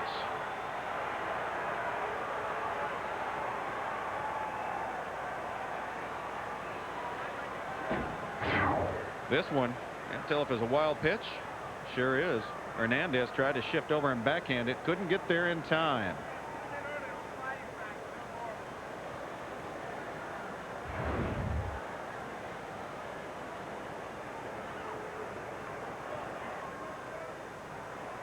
Amazing what happens when you just keep putting pressure on the team.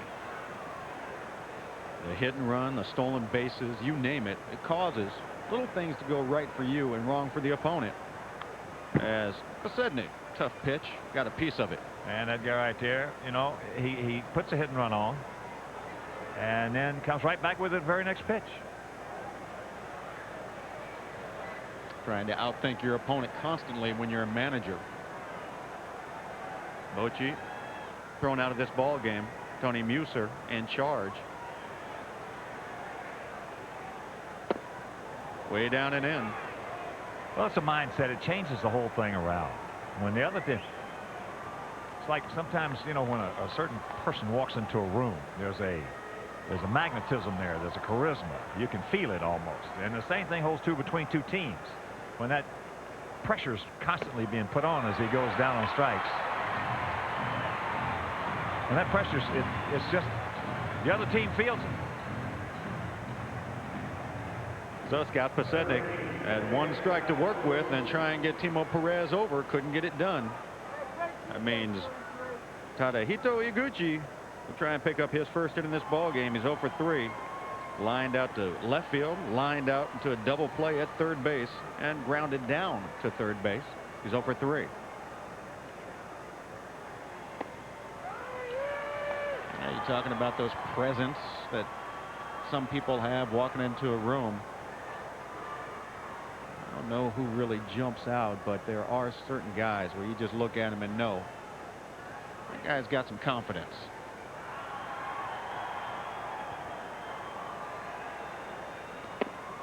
I can name you a lot of guys that the first one, Ted Williams.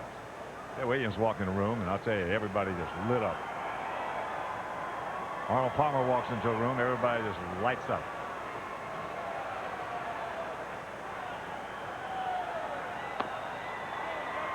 You know, there are certain guys that can really bring everyone around them up a level because of that kind of presence. How about number 23? Every time he walks in the room, That's exactly right. he just lights everybody up. Michael Jordan. That's right. That's definitely one of the people that have that presence. Right on the outside corner, 2-2.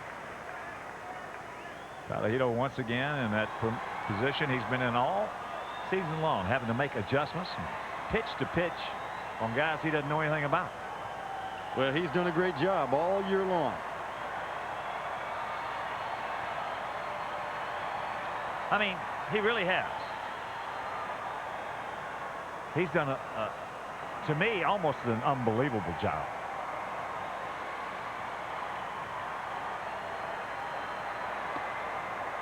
Well, the one thing it's proven to me, because I thought it would take a while for him to adjust. You could tell he was a good player, but he's a far better player than I ever thought he could have been.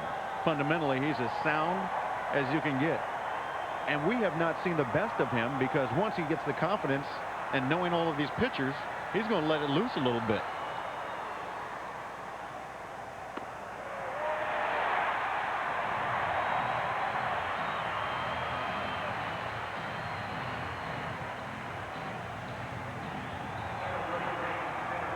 It's Pepsi 2-for-1 ticket Tuesday this Tuesday when the Sox take on the D-backs at 7:05. Redeem an empty Pepsi product and receive 2 upper-level tickets for the price of 1. Purchase tickets beginning this Friday.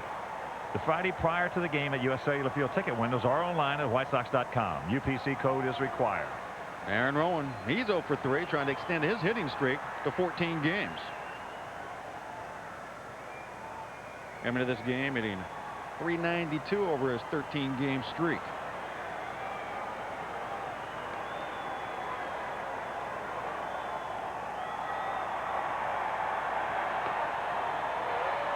Breaking ball freezes Aaron.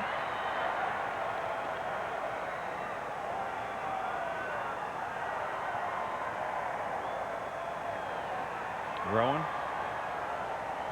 has used the whole field all year long. Aaron has 23 hits to right field, 20 to left, and 15 back up the middle. Off-speed pitch. Aaron tries to reach out a little extra and lets the bat fly.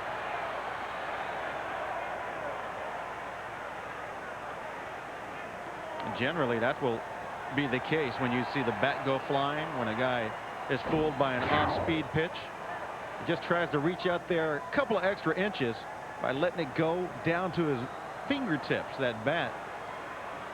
And then all of a sudden it gets to that little snap part in the swing, and whoop, there it goes out of your fingers, gone.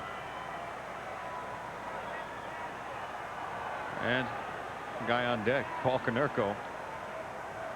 Good thing he's alert. You got to be ready to duck in that situation.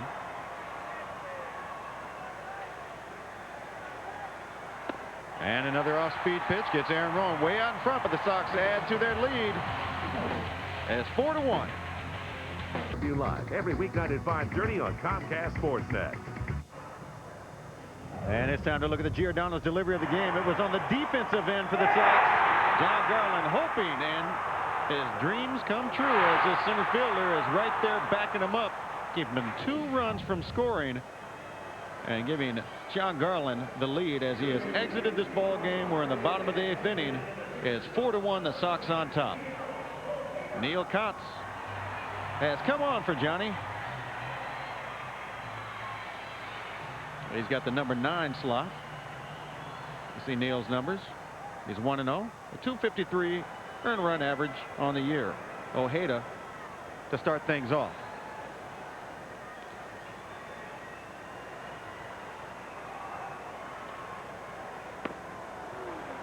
The swing and a miss.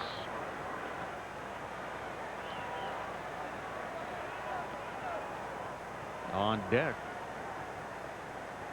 Damian Jackson for Sean Burroughs. 1-1.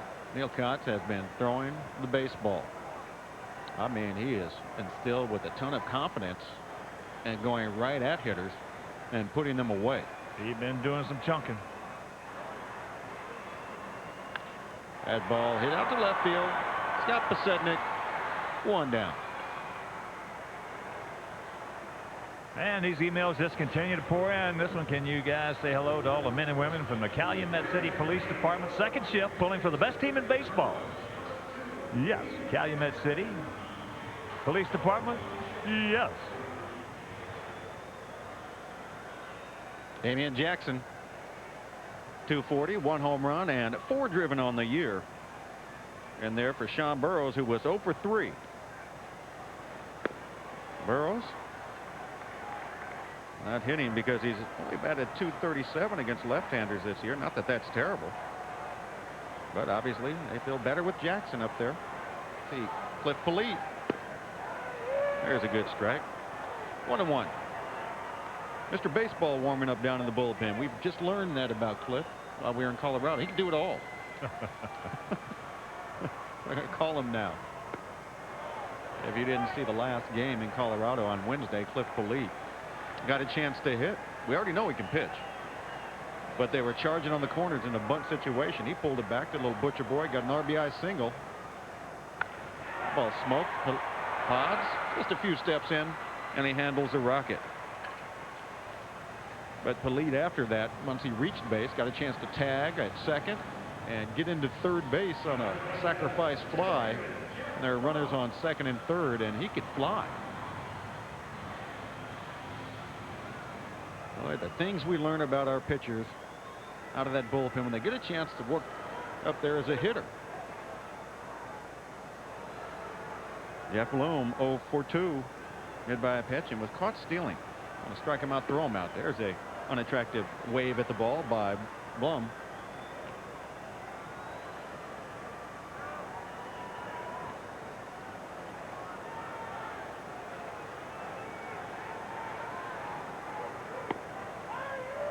And a strike called. Blum does not like it. 0-2.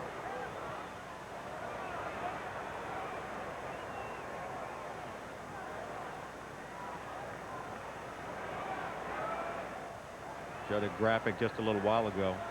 Neil Cox has been dominating. That one misses inside. Earned run average under 9. Excuse me, under 1 at 90.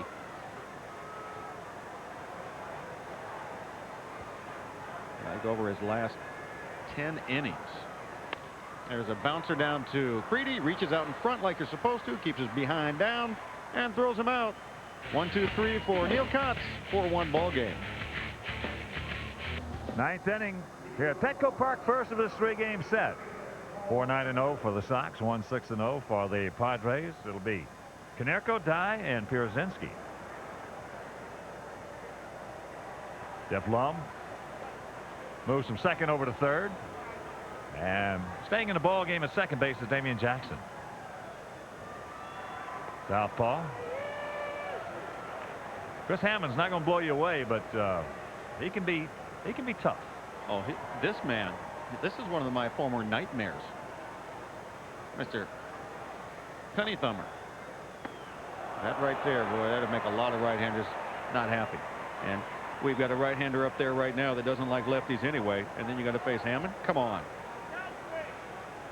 Well, he's hitting 188 against left-handers this year. No, thank you.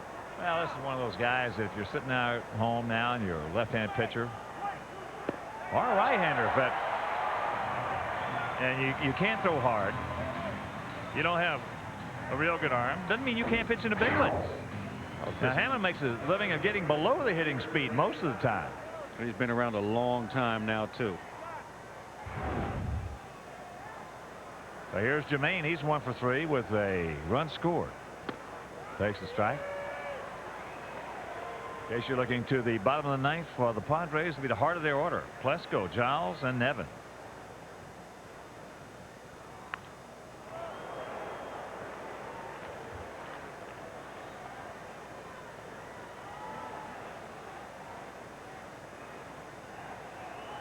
As you see, there's Dustin. Chris Hammond first pitched in the big leagues back in '90. Green throws him out. And let's take a look at the Dodge driver of the game, A.J. Pierzynski. That's number 8. He did it the hard way. Out there towards center field. The deepest part of this park is towards left center field and right center field, not straight away. He also has singles, so he is 2 for 3. That single figuring prominently in the run back in the second inning when the Sox scored 2. Take that back. That's actually AJ's 9th home run. I got it written down incorrectly.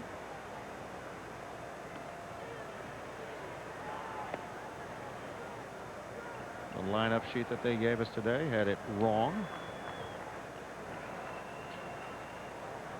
Hammond broke into the big leagues in '90 with the Reds. That's off the outside corner. So to count 3-0.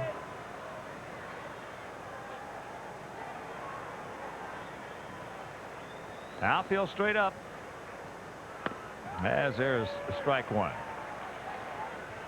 Come on, AJ. Zone him in, reel him in, and light him up.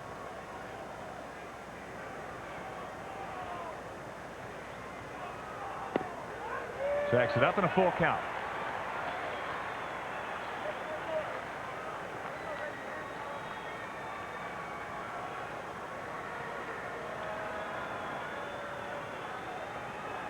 Ball 4 base hit right here, buddy. That is high and deep into right field, but not deep enough. Right up against the fence goes Fick. So we'll go to the bottom of the 9th, leading 4-1. Bottom of this 9th inning, and let's take a look at our Kraft Eye Institute Sox upcoming schedule as the Padres. We got 2 more with them. WGN tomorrow, 7 o'clock start here, at 9 o'clock there. Then the Padres over Comcast SportsNet, 1 o'clock here, 3 o'clock Midwest. Then we go home and host the Diamondbacks for 3. Yeah, these fans in this ballpark, they like to get into it. They're rocking. As you look at Dustin Hermanson trying to nail it down for John Garland, and once again another outstanding inning for Neil Cox. Oakland, yes.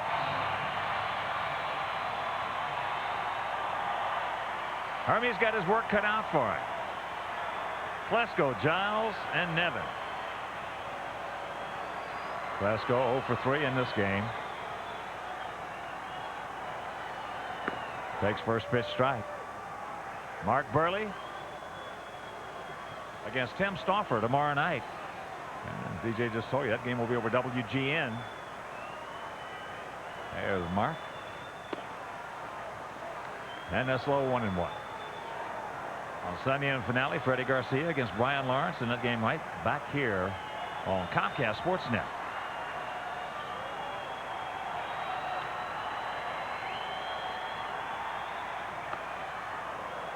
One and 2 the count to the 34-year-old veteran. Padres with a veteran 3rd, 4th, and 5th place hitters, all at 34.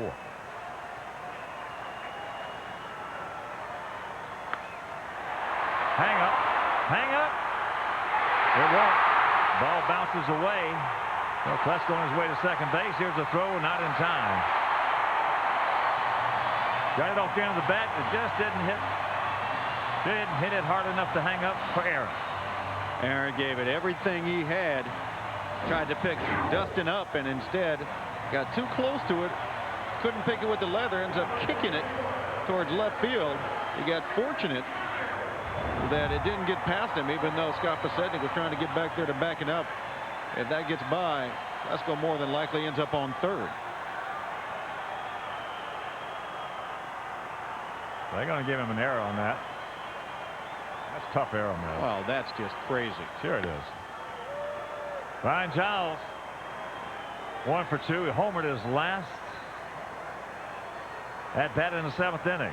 Well, that's not an error. I got it down for double and leave it right there.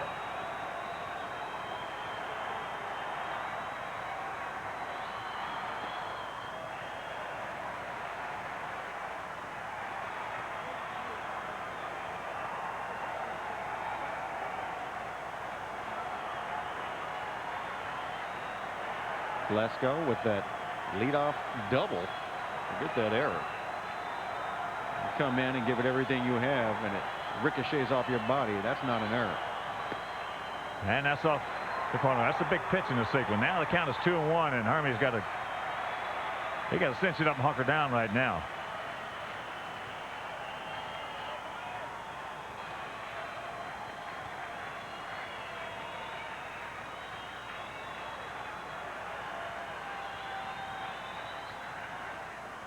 That ball gets away from Pierzynski.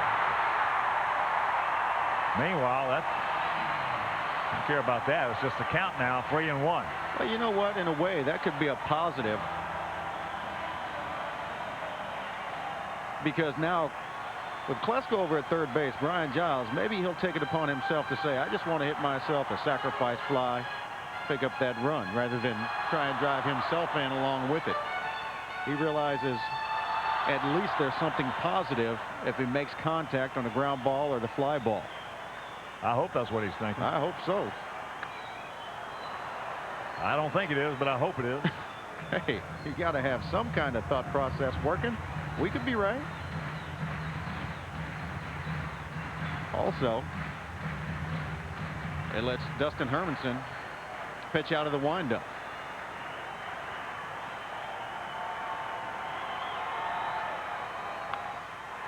Ground ball, backhanded, the quick peg.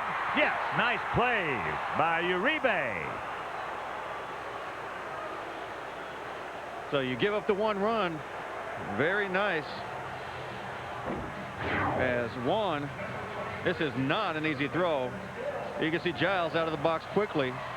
Flashes of leather, the flat foot with something on it, and just getting Brian Giles.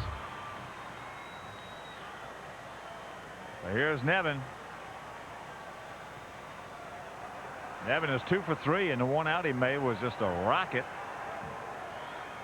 right to Pasednik in left field. Well, it shows you how huge that wild pitch was last inning. Well, you know, there's a thing too that look at it, played by Creedy. Mercy.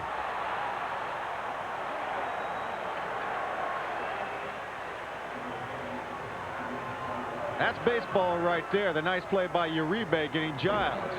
And then Joe Creedy follows it up. This is hit off the end of the bat, but it's a tough play. Joe 1, 2, and 3 dive. Gets up and right on the money.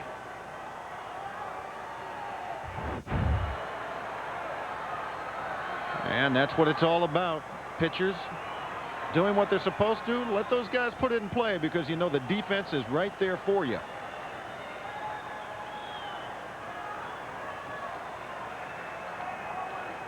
Here's Hernandez. He is 1 for 3. Takes ball 1. Boy, some leather being thrown in this game. The play by Rowan. You missed that. If you're just tuning in. Saved 2 runs in the 7th inning. There's the strike. And then leather right here in the top of the, or check the bottom of the 9th by Uribe, and then Creedy.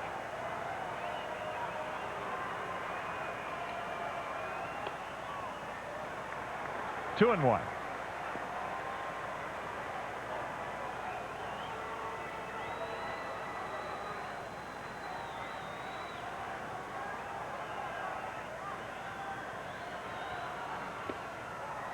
Close.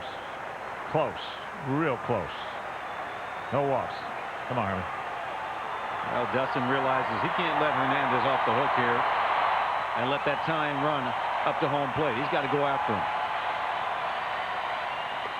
There's strike 2. So a full count with 2 down here in the bottom of the 9th.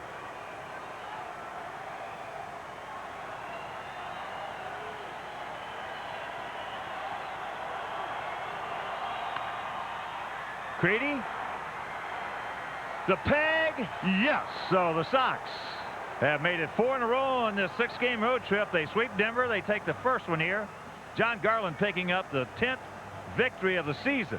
And right now, let's go back to our studios in Chicago with Chuck Garfien. Wow. Hey, everybody. Chuck Garfien here in the Comcast SportsNet studios. Coming up tonight. All right, Chuck. Now let's check out our Chevrolet player of the game. It is the 25-year-old right-hander John Garland picking up his 10th victory of the season. He was just cruising. He didn't give a base hit until the 5th inning. That coming with 1 out. Get that to Niven. So John Garland, our Chevrolet player of the game. And once again, the final totals for the Sox: 4 runs, 9 hits. They stranded 2, while the Padres 2 runs, 7 hits. They left 4. Garland, the winner, he is 10-2. Woody Williams takes the loss. He is 2-4. And credit Dustin Hermanson with his 15th save of the season. So for DJ Darrin Jackson, for Todd Benjaminson, for Jimmy Angio, this is the Hawk Ken Harrelson. We will see you Sunday